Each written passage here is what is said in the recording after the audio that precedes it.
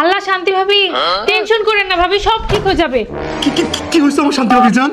শান্তি ভাবি যখন বাচ্চা হয়েছিল না, আচ্ছা। একটা হুজুর আসছিল, সে বাচ্চারে দেখে বলছে যে এই বাচ্চা প্রথম যেদিন কথা বলবে আর যার নাম নিয়ে ডাকবে সেই মানুষটা পৃথিবী থেকে চলে যাবে।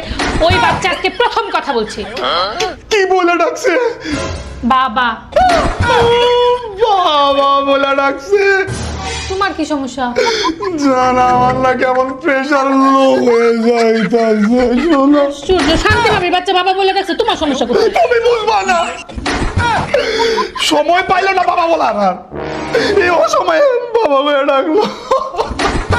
তোমার কি প্রবলেম? জান তুমি এখানে থাকো, জান আমি তোমাকে অনেক ভালোবাসি জান। আমি তো আছি।